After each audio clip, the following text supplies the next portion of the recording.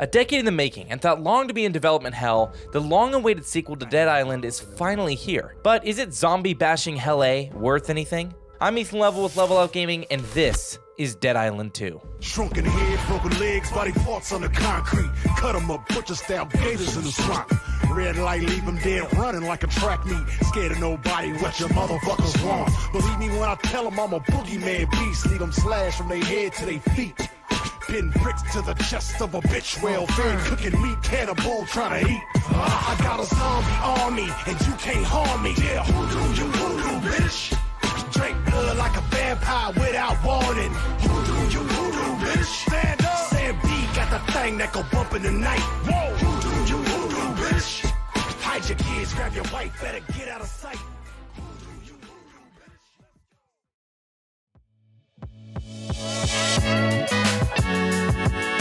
Dead Island 2 looks great and runs really well for a modern AAA PC launch. The environments are beautifully rendered and really put you into zombie-infested LA, or Hell A, as the game always wants to remind you. The animations are really great, especially in cutscenes, showing really great facial animation and just overall character animations and interactions. However, you can see the character animations really went to the cutscenes, as out of them it feels a little dated with characters just sort of standing there staring at you. But for my entire playthrough, I never encountered any visual glitches. I think my biggest gripe with this isn't really a graphical issue, but more of an art design issue, as the setting of LA gets pretty old and generic, as it's an overused location within pop culture, and the original game boasting a more unique setting where this one takes out the island of Dead Island. But back to the graphics, the game has a really great gore and dismemberment with its zombies that makes killing the hordes even more fun by its visual prowess it shows off. And in terms of the performance, the game ran fantastic with 0 FPS drops or crashes, which is a miracle these days. But the game had no issues rendering the big open levels and hordes of enemies in front of me. And I gotta give it to the game, it all makes the zombie apocalypse look very, very pretty.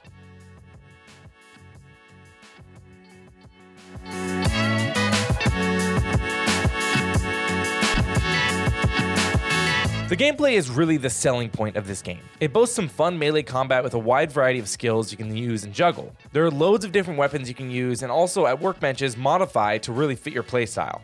Now, if you really enjoy slaying zombies, there is a lot here you will like. Early on in the game, it's really a blast to kill zombies in all sorts of creative ways, and you can get some great finishing moves on them like smashing their heads into the pavement. And as you play, you will unlock more abilities like the drop kick, which is my personal favorite, allowing you to kick the zombies into all sorts of things, whether that be each other or various environmental damages like electricity, water pools, or vats of acid. And speaking of the elemental damage type, it brings a lot of added variety to the ways you can dispatch the enemies around you, throwing cans of gas at your enemies, or modifying your weapon to deal fire damage. Now, the reason I said early on in the game it's really a blast is because the gameplay soon begins to lose its spark, and fighting zombies begins to feel more like a chore.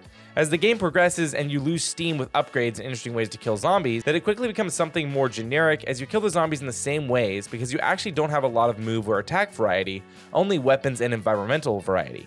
And they never introduce new enemies that will shock you, but more zombie games as usual, or really, Dead Island as usual. And there are a couple boss fights that feel more like lazy supercharged regular zombies rather than something specially designed for these encounters. So while I stand by the combat being the best part of the game, it still lost me toward the end as it threw onslaught after onslaught at me. I started to get sick of killing the same enemies and doing the same moves. Alongside the gameplay getting stale in the later half of the game, for the final couple of chapters, the game hit a difficulty ramp so hard I've never seen any other game do this. All of a sudden, there were more enemies to handle, no medkits or workbenches in sight, and it really made the later half of the game a slog as you're just fighting for a breath in between battles. Now, changing gears. In terms of the upgrade systems in the game, they are pretty simple but rewarding for the most part. You can gather materials around the open levels and then upgrade your weapons by adding modifiers to them or changing individual stats. However, you get weapons at a fast pace, so don't expect to hold on to one weapon for too long. The game also has a skill deck, which you will unlock new skills you level up, so you can customize your skill deck on the fly, so no need to feel tied down to a certain tree, which is really nice. I find myself changing it semi-regularly to fit specific situations,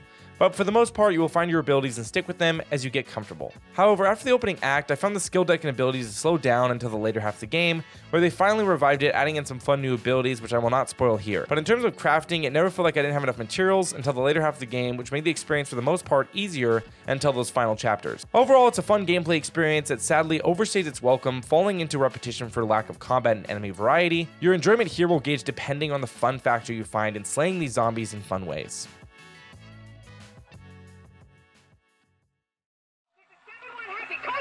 We haven't got the passengers.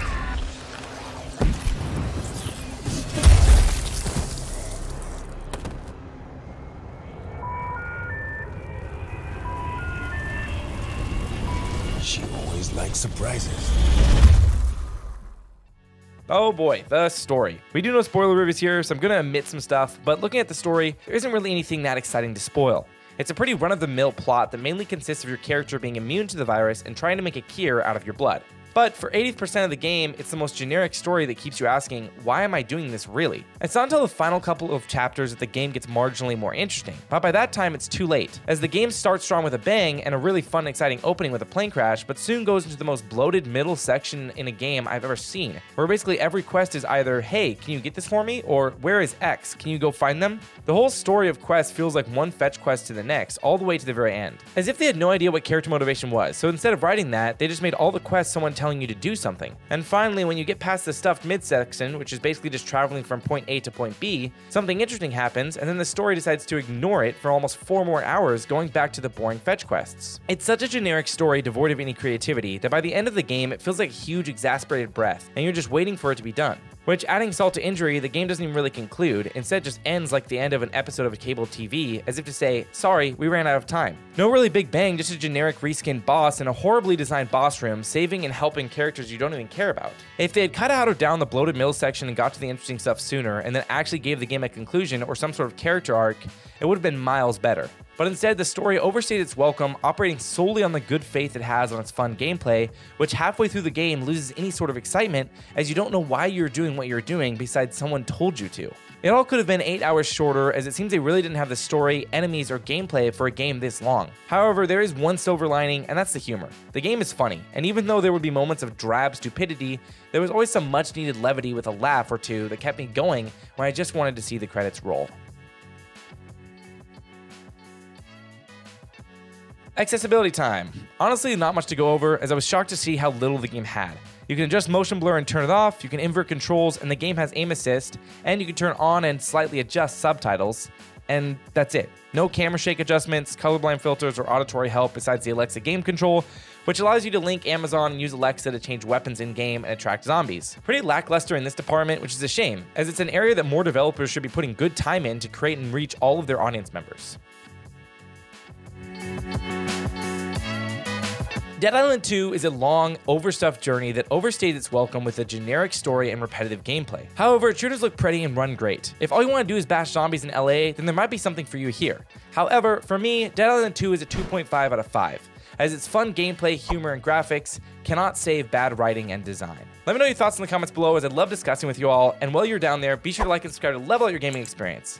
Also, I stream on Twitch 5 days a week and get up to all sorts of stuff, so if you want to follow along, click that Twitch link in the bio. But anyways, enjoy your games, and I will see you all in the next video.